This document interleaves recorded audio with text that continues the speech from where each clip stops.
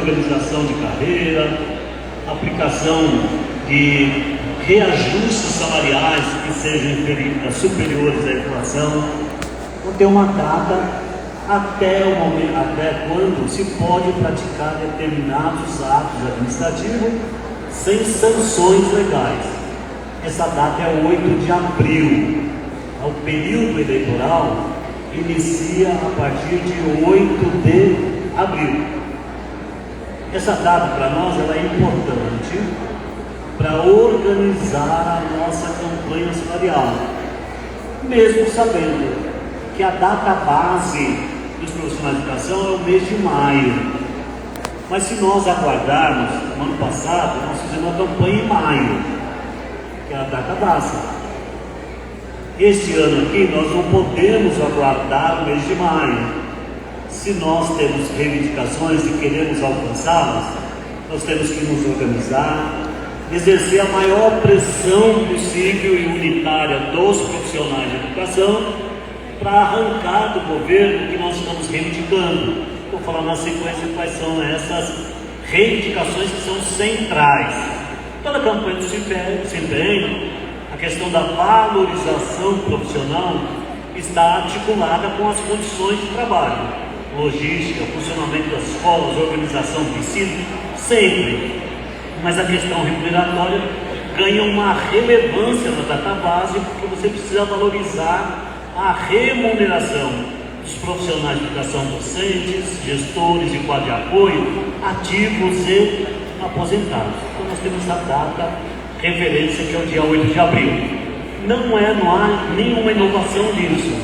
Nos anos anteriores que nós fizemos campanha salarial, em anos de eleição, sempre havia imposição dessa data.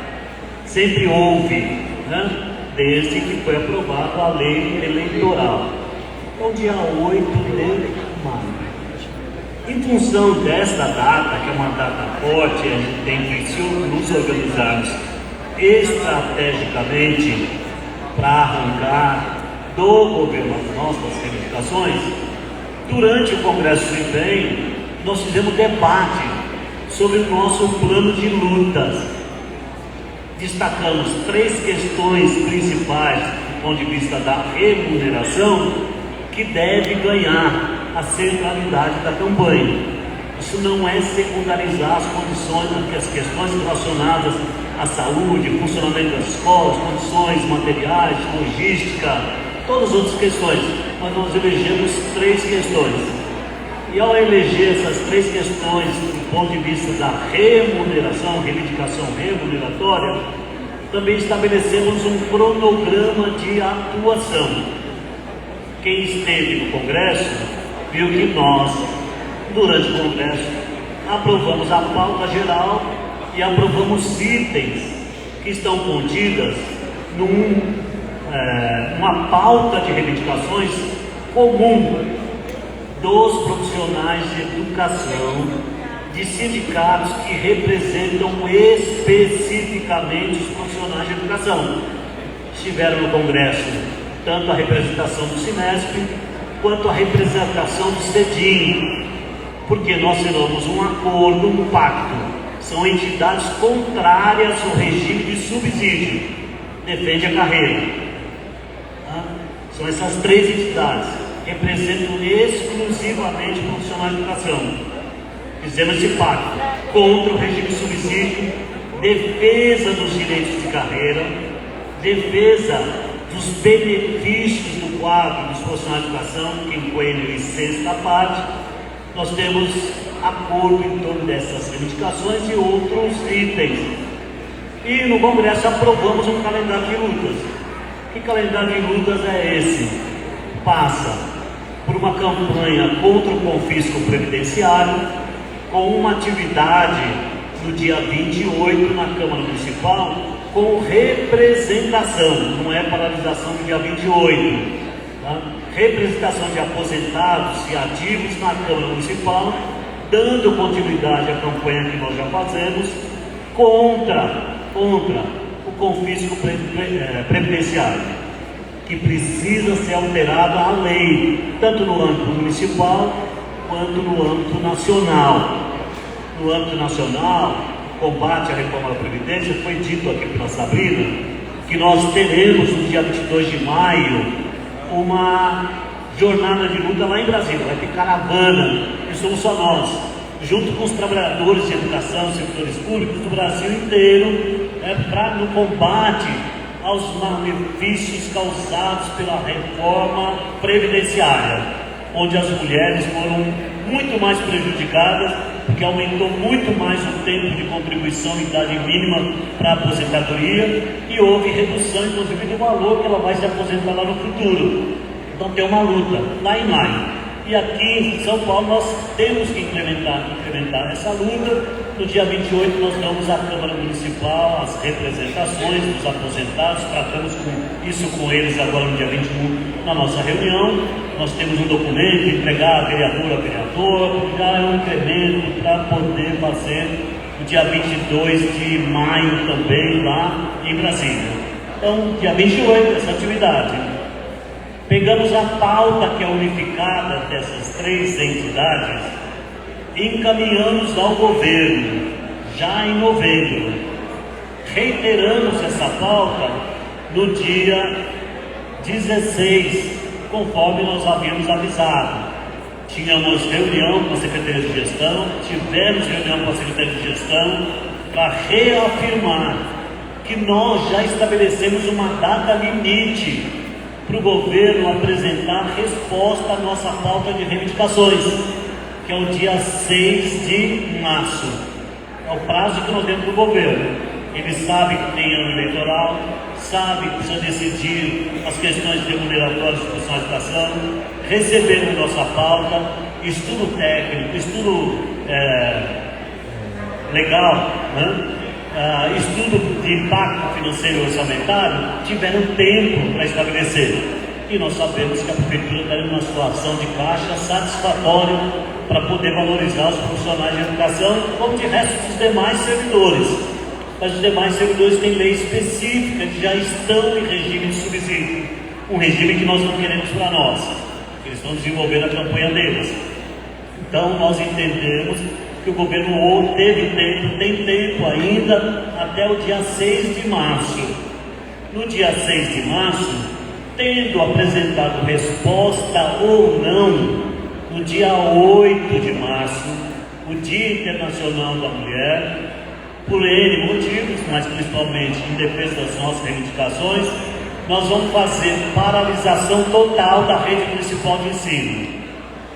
Além de fazer paralisação total da rede municipal de ensino, nós vamos realizar manifestação em frente ao gabinete do prefeito. E na manifestação, na sequência, a assembleia. A assembleia é a instância que decide se o governo apresentou proposta ou não, se você aceita ou se rejeita, é na assembleia. E também a Assembleia, rejeitando a proposta do governo, decide o que vai fazer. E nós estamos indicando que se o governo não atender, a partir do dia 8 de março, é greve geral da educação. Tem pessoas que falam, Cláudio, na minha escola não se fala disso ainda. Mas nós somos portadores dessa necessidade. Depois não adianta ficar se lamentando. Eu vou correr o risco de perder 2 dias. Quem não está disposto a perder 2 dias vai perder muito mais, porque não vai ter reajuste e não vai ter direito. Então nós precisamos da união da categoria, da unidade da categoria. E não vou escapar da pergunta que me fizeram. Porque não todos os sindicatos juntos? É bom que se entenda. O único quadro expressivo de funcionários da prefeitura que não está em regime de subsídio é a educação, o QPE. Tem outros 2 quadros de funcionários que não estão em regime de subsídio, que são os procuradores. É um quadro diminuto, com remuneração de mais de R$40 mil, fora a sucumbência que recebem. E o outro quadro é de auditores fiscais. Todos os demais quadros profissionais da prefeitura estão em regime de subsídio. O que significa isso? Não tem mais quinquênio, não tem mais sexta parte e dependem, para valorizar o subsídio, única e exclusivamente da aplicação de uma revisão geral anual do salário que acontece na data base. Foi o que aconteceu ano passado. Teve um índice de reajuste de 5%, que eles chamam de RGA. Mas esse 5% veio depois de 2003 a 2024, 21 anos sem reajuste para eles, 0,01, 0,01. E para quem fez adesão ao regime de subsídio, pelo menos desde 2015 até 2023, ficaram com 0,01. Para eles, em regime de subsídio, tem uma reivindicação: revisão geral anual do subsídio. A educação tem lei específica, que é a Lei 14.660, no seu artigo 100, que determina que na nossa database nós temos que ter valorização profissional com foco na valorização dos pisos remuneratórios dos docentes, gestores do quadro de apoio, que quando acontece através de abono complementar, nós queremos incorporar. E incorporamos de 2008 até 2022, nós conseguimos incorporar os abonos complementares nos padrões de vencimentos. Isso é positivo para quem chega na carreira, para quem está no meio, para quem está no fim e para quem é aposentado, para você não desconfigurar a tabela de vencimento. Além de nós termos uma lei salarial própria, a educação tem lei que estabelece qual é o percentual do orçamento que deve ser aplicado em despesas com manutenção e desenvolvimento do ensino. E a folha de pagamento de pessoal da educação é despesa de manutenção e desenvolvimento do ensino. Tem gente que diz assim: eu não tenho que fazer campanha junto. Até pode decidir aqui, se a gente aderir ao regime de subsídio, nós vamos fazer todos juntos, abrindo mão de direitos, né? Ou se a gente também concorda com a proposta do governo de acabar com a vinculação de receitas para a manutenção e desenvolvimento do ensino. Tendo essa vinculação, já é super difícil arrancar alguma coisa. E se nós aceitarmos a desvinculação, é tudo que o governo municipal quer, que o governo estadual quer, que o governo federal quer também. Acompanhe, está sendo discutido de reforma tributária, reforma fiscal, reforma previdenciária. O subsídio não é coisa que se aplica só aqui e vai por aí afora. Então, com toda essa questão, qual é a nossa centralidade? Fazer a campanha, estimular, debater na categoria a necessidade de participar intensamente desse movimento. Por quais reivindicações? Primeiro, incorporação de 39% dos padrões de vencimentos. O padrão é onde está lá o seu QPE, QPE 14, QPE 16, QPE 17. Aí sobre esse QPE depois incide o quinquênio, a sexta parte. É isso, tá? Nós temos um contingente de mais de 24 mil profissionais de educação que recebe abono complementar. Quem está na primeira referência do tutor é maior, depois vai diminuindo e desaparece. Tem pessoas que não recebem nada, só recebeu 5%, mas não aumentou em 31 ou em 31,77 ou 7,3 como foi ano passado o piso, não repercutiu na tabela. Ao incorporar 39, todos os padrões são valorizados em 39. Você garante a isonomia na tabela de vencimentos, garante a isonomia entre ativos e aposentados e protege os mecanismos de defesa, os mecanismos de enquadramento por evolução, por promoção, por progressão. Então, 39 é a primeira reivindicação. Eu já ouvi de colegas: imagina se o governo vai dar 39. Eu não posso, nós não podemos chegar para o governo e falar: olha, é impossível, então nós vamos apresentar 3%, revidimos 39%. Em anos anteriores, nós conseguimos 33,79%, e até foi parcelado, mas no final nós tivemos os 33,79%. Eles que têm que apresentar a contraproposta, nós queremos 39%. Segunda questão, que não está na escala de prioridade: não há implantação do regime de subsídio. Essa tese ganhou mais força do governo, que ele sempre, a gente vai discutir, diz assim, mas hoje a educação tem quase 50 tabelas de vencimentos diferentes por conta dos ganhos judiciais. Tem na nossa categoria quem ganhou 25%, 30%, 62%, 40,03%, 3,04%, 81%, 82,51%, em função dessas ações ordinárias ou ações coletivas. São as pessoas mais antigas na carreira, tá? Mas era direito, que de resto todos deveriam ter. Aí diz, então essa profusão de tabela, a única forma de equacionar isso é aplicar subsídio também em educação. Então nossa reivindicação unitária é não ao subsídio. Queria perguntar a vocês, olhem para mim, vocês estão dispostos a perder quinquênio, sexta parte, evolução, promoção, progressão? Então, quando eu falar subsídio aqui, contra o subsídio, se eu falar subsídio, você tem que falar não. Né? Subsídio? Assim a gente vai juntando as peças para as pessoas saberem o que a gente está discutindo, o que a gente está decidindo. É a segunda questão. A terceira questão é o confisco previdenciário. Nós pagamos 14% dos ativos, 14% do total de vencimentos. Os aposentados pagam 14% sobre o valor que excede o salário mínimo. Eles tiveram o pior confisco em 2022 e pagaram 14% só sobre o que excede R$ 7.768. Passaram a pagar sobre o que excede o salário mínimo.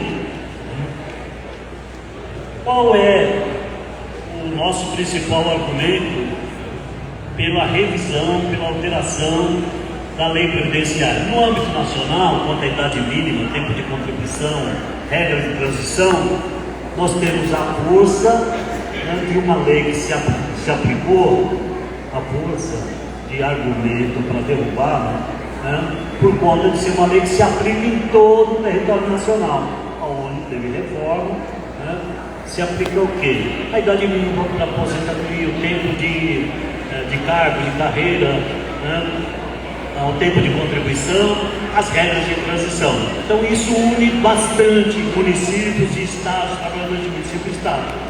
E aqui nós temos o argumento, ao verificar o orçamento municipal e comparando o déficit financeiro do IPREM é o órgão gestor do nosso regime próprio de previdência, ao comparar janeiro de 2023 a novembro de 2023, receitas e despesas, janeiro e novembro de 2022 e janeiro e novembro de 2023, o déficit financeiro do IPREM caiu de 2.836 para 258 milhões. De 2.836 caiu para 256 milhões.